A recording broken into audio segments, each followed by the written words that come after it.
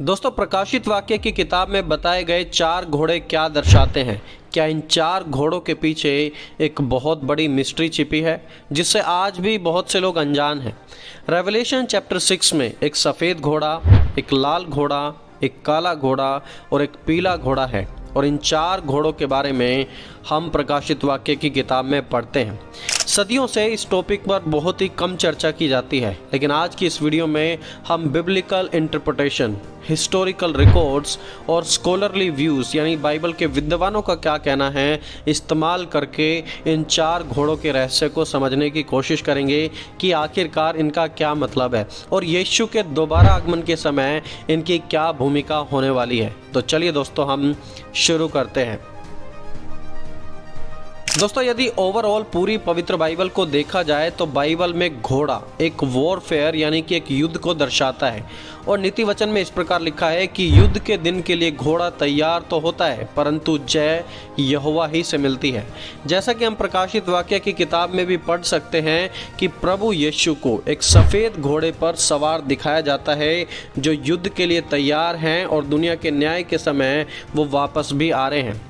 और प्रकाशित वाक्य की किताब में लिखा है कि फिर मैंने स्वर्ग को खुला हुआ देखा और देखता हूँ कि एक श्वेत घोड़ा यानी कि एक सफ़ेद घोड़ा है और उस पर एक सवार है जो विश्वास योग्य है और सत्य कहलाता है और वह धार्मिकता के साथ न्याय और लड़ाई करता है। तो यहाँ भी हम देख सकते हैं कि हॉर्स का इस्तेमाल वॉरफेयर के लिए किया जाता था और एंशिएंट बिब्लिकल टाइम्स में भी, चाहे वो बेबीलोनियन एम्पायर हो या फिर वो इजिप्शियन एम्पायर हो, सभी में घोड़े का इस्तेमाल उनकी मिलिट्री पावर दिखाने के लिए होता था। सो यहाँ पर हम पहली बात बिल्कुल क्लियर कर लेते हैं कि horse signifies battle and warfare यानी कि घोड़ा युद्ध को और लड़ाई को दर्शाता है। प्रकाशित वाक्य 6 पढ़ने से पहले और इसका अनुवाद करने से पहले हमें प्रकाशित वाक्य 5 भी पढ़ना चाहिए और प्रकाशित वाक्य 5 में हमें पता लगता है कि प्रभु यीशु को एक विजेता के रूप में दर्शाया गया है जिसने पूरी दुनिया पर विजय प्राप्त कर ली है, शैतान को हरा दिया है और पृथ्वी पर रहते हुए भी कोई भी पाप यीशु ने नहीं किया और दुनिया की सारी ताकतों पर वो सबसे ज़्यादा महान है और इसलिए उस मोहरबंद पुस्तक को सिर्फ यीशु ही खोल सकते हैं। और तब स्वर्ग में मौजूद लाखों करोड़ों की तादाद में स्वर्गदूत कहने लगे, वध किया हुआ मेमना ही सामर्थ और धन और ज्ञान और शक्ति और आदर और महिमा और स्तुति के योग्य है। Revelation chapter 5 verse 12। और तभी उस घटना के बाद हमें पढ़ने को मिलती है एक्सप्लेनेशन ऑफ 4 हॉर्समैन। और बाइबल के स्कॉलर्स का कहना है कि ये 4 घोड़े कलीसिया के जीवन को दर्शाने वाली 4 डिफरेंट स्टेजेस हैं जो पहले ही बता दी गई थी भविष्यवाणी के द्वारा। कैसे हैं इसके बारे में हम बात करते हैं। दोस्तों, फर्स्ट हॉर्समैन यानी कि सफ़ेद घोड़ा, इस प्रकार लिखा है, फिर मैंने देखा कि मेमने ने उन 7 मोहरों में से एक को खोला और उन 4 प्राणियों में से एक का गर्जन का शब्द सुना। मैंने दृष्टि की और एक सफ़ेद घोड़ा है और उसका सवार धनुष लिए हुए है और उसे एक मुकुट दिया गया और वह जय करता हुआ निकला कि और भी जय प्राप्त करे। और बाइबल में देखिए जो कलर्स हैं, कलर्स का भी एक बहुत बड़ा महत्व होता है। जो वाइट कलर है, वाइट कलर सिग्निफाइज प्योरिटी, शुद्धता को दर्शाता है। जो सफ़ेद रंग है, जैसे कि उदाहरण देखते हैं यशायाह नबी की किताब 1 अध्याय उसके 18 है, वहाँ पर लिखा है, परमेश्वर ने कहा, तुम्हारे पाप चाहे लाल रंग के हों तो भी वे हिम के समान श्वेत हो जाएंगे। और राजा दाऊद ने पाप करने के बाद प्रार्थना की, जुफा से मुझे धोकर शुद्ध कर तो मैं पवित्र हो जाऊंगा, मुझे धो तो मैं हिम से भी अधिक श्वेत बनूंगा। तो जो सफ़ेद रंग है वो हमेशा प्योरिटी को दर्शाता है, शुद्धता को दर्शाता है। और इसी के आधार पर बाइबल के जो विद्वान हैं उनका कहना है कि यह जो फर्स्ट हॉर्समैन है वो कलीसिया की फर्स्ट स्टेज को दर्शाता है, जहां चर्च बिल्कुल प्योर था। प्रभु यीशु के जाने के बाद सारा काम डिसाइपल्स को दिया गया था, चेलों ने सुसमाचार फैलाया, वो दुनिया के हर एक कोने में, ऑलमोस्ट हर एक कोने में गए और बड़ी पवित्रता के साथ उन्होंने प्रभु को काम को किया। और इस वाइट हॉर्समैन के पास एक मुकुट था, लिखा है, और उसे एक मुकुट दिया गया था और वह जय करता हुआ निकला ताकि और भी जय प्राप्त कर सके। यह मुकुट जीत दर्शा रहा था कि और भी जीत प्राप्त कर सके। और ऐसा ही तो प्राचीन समय में प्रभु यीशु की कलीसिया ने किया था। राइट फ्रॉम द बिगनिंग, कलीसिया की शुरुआत से लेकर कलीसिया के विस्तार तक हर एक परेशानी का सामना करते हुए वो प्रभु के सुसमाचार को फैलाए और कलीसिया बिल्कुल जयवंत थी और कलीसिया में कोई भी दोष नहीं पाया गया। इसलिए जो बाइबल के स्कॉलर्स हैं वो कहते हैं कि जो फर्स्ट हॉर्समैन है वो फर्स्ट स्टेज ऑफ चर्च यानी कि प्योरिटी को दर्शाता है कि कलीसिया बिल्कुल कैसे शुद्ध थी। दोस्तों दूसरा हॉर्समैन द रेड हॉर्स यानी कि लाल घोड़ा, इस प्रकार लिखा है, जब उसने दूसरी मोहर खोली तो मैंने दूसरे प्राणी को यह कहते सुना, आ। फिर एक और घोड़ा निकला जो लाल रंग का था।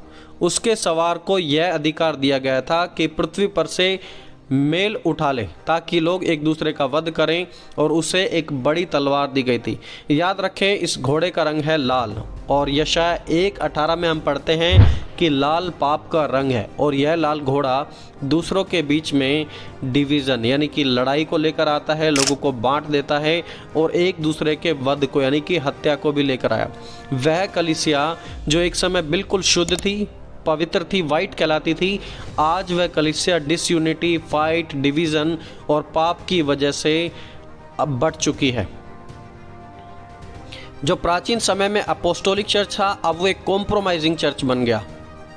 प्रेरित पौलुस ने भी अपनी सेवकाई के दौरान पवित्र आत्मा की मदद से इस आने वाले बड़े बदलाव को देख लिया था, और इसलिए उन्होंने कहा कि तुम्हारे ही बीच में से ऐसे ऐसे मनुष्य उठेंगे जो चेलों को अपनी बातें बताकर उन्हें पीछे खींच लेने के लिए टेढ़ी मेढ़ी बात कहेंगे। एक समय वो कलीसिया जो बिल्कुल शुद्ध थी, पवित्र थी, प्योर थी, धीरे धीरे अब झूठी शिक्षाओं से भर गई। अन्य जातियों के साथ मिक्स होकर उन्होंने अपने लिए मूर्ति बना ली। चर्च में नई नई परंपराएं आ गई और जो विभाजन था वो लगातार बढ़ता चला गया।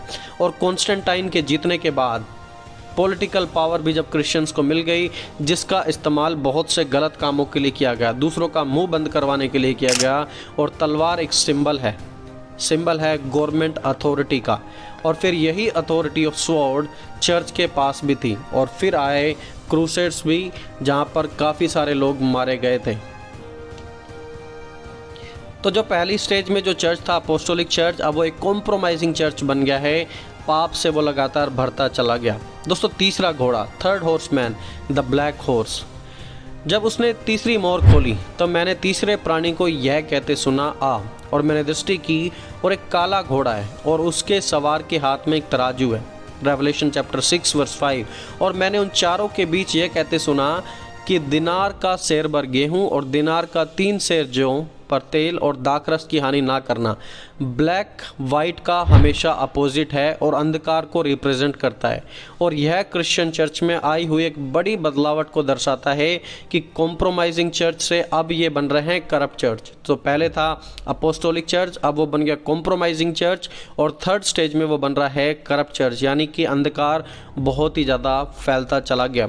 हिस्टोरियन जोहानान मोसिम का कहना है, उन्होंने इस प्रकार लिखा, अब यह कलीसिया के इतिहास में एक ऐसा समय था जहां church day by day corrupt होता चला गया। अब नई नई डॉक्ट्रिन्स आने लगी, मरे हुओं के लिए प्रार्थना करने लगे, माफ़ी की बिक्री होने लगी खुलेआम, प्रीस्ट अपनी मनमर्जी चलाते थे, जैसा वो चाहते थे वैसा वो करते थे। उन्होंने सेलिबेसी सिखाया कि शादी नहीं करनी है, बस सिर्फ प्रभु के लिए जीना है। और आराधना में मूर्तियों का इस्तेमाल किया जाने लगा, जिसकी वजह से क्रिश्चियनिटी की शुद्धता धीरे धीरे करप्ट होती चली गई। और जैसे अविश्वासी मूर्ति पूजा करते थे, वही मॉडल अब चर्च में भी इस्तेमाल किया जाने लगा। और यह जो काला घुड़सवार था उसके हाथ में एक बैलेंस था यानी तराजू था, और बाइबल में बैलेंस का यूज़ कॉमर्स मोल भाव करने के लिए किया जाता है। जैसे कि होशे उसका 12 अध्याय उसकी 7वीं आयत में हम पढ़ते हैं, परमेश्वर ने कहा इज़राइल एक व्यापारी है, उसके हाथ में छल का तराजू है, अंधेर करना ही उसको भाता है। तो इस वचन के आधार पर भी देखिए कि परमेश्वर एक तराजू को इज़राइल के कॉमर्स वाले सिस्टम से जोड़ते हैं कि किस प्रकार इज़राइल एक व्यापारी बन चुका है। 4th सेंचुरी में क्रिश्चियन चर्च की यही हालत थी, जिसे हम आज रोमन कैथोलिक चर्च के रूप में जानते हैं। कैथोलिक चर्च ने मसीहत को बिजनेस बना दिया था, पापों की माफ़ी के लिए आपको पैसे देने होंगे। कैथोलिक चर्च में इतना तक सिखाया गया एक समय कि आप अपने मरे हुओं को नर्क में से आज़ाद करा सकते हैं यदि आप प्रीस्ट को पैसे देंगे। प्रीस्ट आपके लिए ज़्यादा प्रार्थना करेगा, तो बड़ा अमाउंट दोगे तो आपके जो मुर्दे हैं जो नर्क में हैं अभी, उन्हें निकालकर स्वर्ग में भेजा जा सकता है प्रीस्ट की मदद से, आपके ऑफरिंग की वजह से। और अपने इन्हीं सब कामों की वजह से कैथोलिक चर्च बन गया दुनिया का एक सबसे अमीर चर्च, जहां पर उनके पास पैसों की कोई भी कमी नहीं थी। परमेश्वर के वचन का मानो अकाल पड़ गया था, क्योंकि एक सामान्य व्यक्ति बाइबल नहीं पढ़ सकता था, अलाउड ही नहीं किया जा सकता था। सिर्फ प्रीस्ट ही बाइबल पढ़ते थे और बाइबल की इंटरप्रिटेशन भी वही करते थे, ताकि दूसरे लोगों को पता ही ना लगे। जो प्रीस्ट सिखाएगा वो मानना पड़ेगा, क्योंकि आम आदमी के पास बाइबल ही नहीं थी। और इसीलिए तराजू को कॉमर्स के रूप में दर्शाया गया है कि कैसे चर्च बिजनेस में चला गया। और अब जो कॉम्प्रोमाइजिंग चर्च था, अब वो एक करप्ट चर्च बनकर रह गया। दोस्तों, fourth horseman, the pale horse, पीला घोड़ा। और जब उसने चौथी मोहर खोली तो मैंने चौथे प्राणी का शब्द सुना, आ। मैंने दृष्टि की और एक पीला घोड़ा है और उसके सवार का नाम है मृत्यु, और अधोलोक उसके पीछे पीछे है। और उन्हें पृथ्वी की 1/4 पर यह अधिकार दिया गया कि तलवार, अकाल और मरी और पृथ्वी के वन पशुओं के द्वारा लोगों को मार डाले।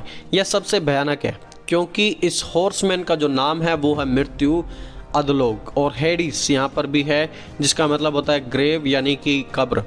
और इसलिए बाइबल के स्कॉलर्स का कहना है कि यह फोर्थ हॉर्समैन चर्च की डेड कंडीशन को दिखाता है। 538 से 579 एडी में रोमन कैथोलिक चर्च का पूरे यूरोप पर कंट्रोल था, और हिस्टोरियन डॉक्टर जेम्स वाइली ने भी अपनी राइटिंग्स में विस्तार में इसके ऊपर लिखा है। उन्होंने लिखा कि चर्च उस समय बिल्कुल डेड था, बिल्कुल मुर्दा हो चुका था, आत्मिक रूप से ख़त्म था। जो आवाज़ चर्च के खिलाफ उठाता था उसे फिजिकल मौत दी जाती थी, यानी कि उसका मर्डर कर दिया जाता था, उसे मृत्यु दंड दे दिया जाता था।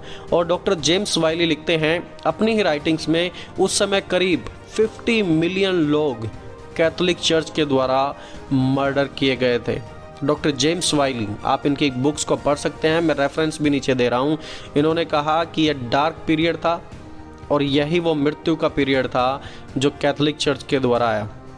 एक और हिस्टोरियन है, हिस्टोरियन एलन वाइट, और उन्होंने अपनी बुक में लिखा कि उस समय का चर्च फरीसियों की तरह रोशनी से नफरत करता था, क्योंकि रोशनी उनके पापों को एक्सपोज कर देगी।